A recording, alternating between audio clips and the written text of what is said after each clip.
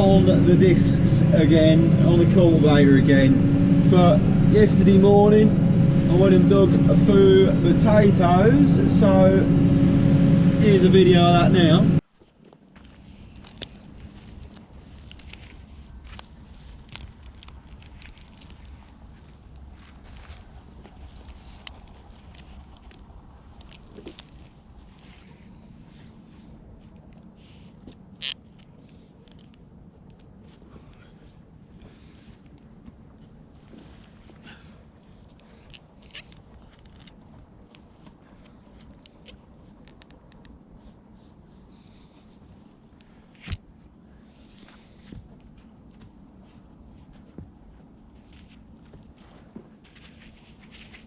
Whew.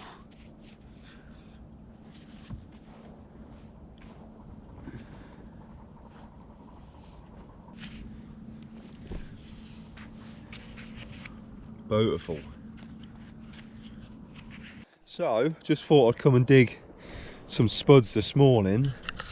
These, you see me pull up just 2 roots, and these are from 2 roots, so we've got some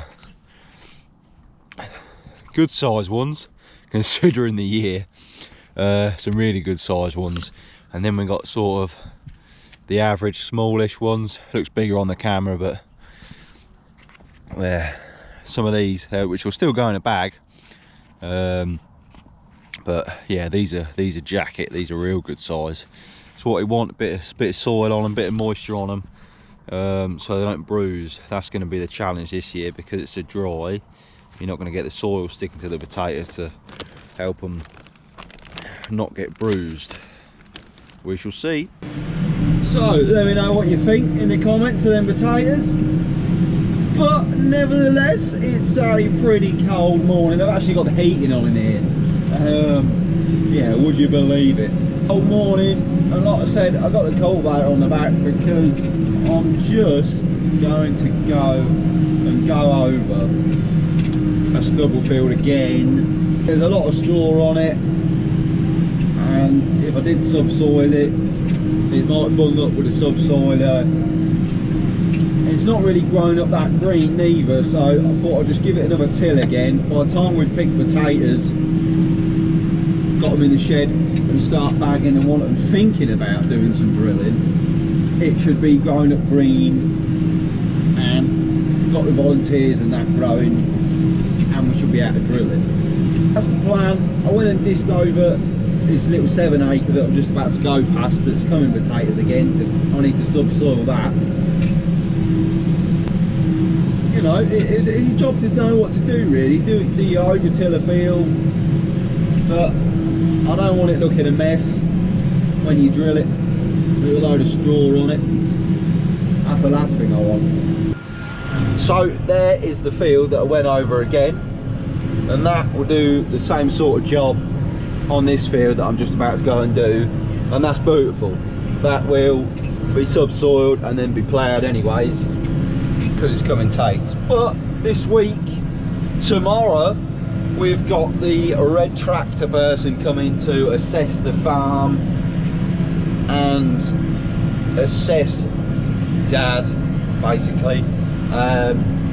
So Dad's just finalising some paperwork. We might not be in business, so I might not be filming this fed farming anymore if we don't pass. Red tractor is sort of like food standards. If you notice in the supermarket, some products have got a little red tractor on, so they're just coming to assess the farm, where we store the grain, how we store the grain, rat baiting, chemical store. They're just sort of checking over absolutely everything, ticking boxes, yeah, that sort of stuff. Exciting stuff. Anyway, you can see what sort of job I'm making of incorporating some of this straw. That looks better than what it is. There's a lot of straw on top of there. I didn't really get a great tilth to start with because it was so dry, and I just sort of went over it. And this field is clay. We did chop the straw, so there's a lot of straw to be sort of incorporated in, which is better for the worms and the soil. So yeah, I'm proper happy with how that's cultivating in, and that should drill lovely with some winter barley.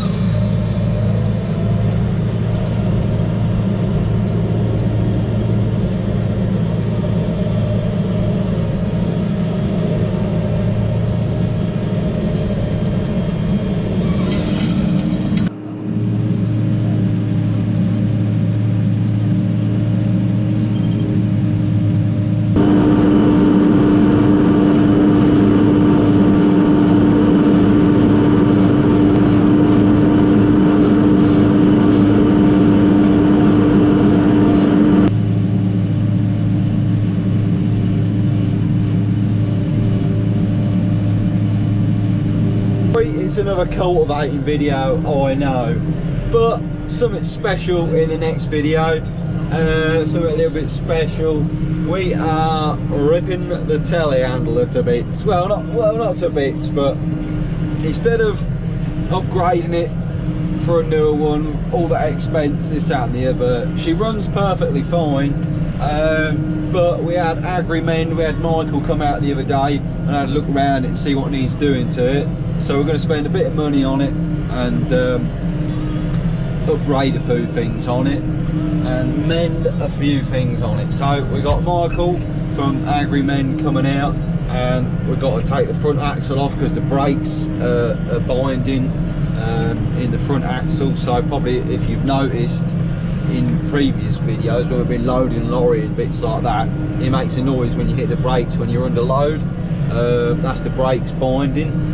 So a few hoses, we're going to take the front axle off, do the brakes. There's a few hoses and a few different pieces that need replacing on it, and sort of give it some TLC and keep her running, because after all she has got a Perkins engine in her. She's done 9,000 hours, but she's got a Perkins engine, so it's a fairly strong engine, touch wood. But that's going to be in the next video, fingers crossed, which will be exciting. See what we come up with. So yeah, thank you for watching this short little video. That's enough of cultivating for now anyways. We're going to do the JCB and then, fingers crossed, picking some spuds. We'll catch you later. Thank you for watching. Ta.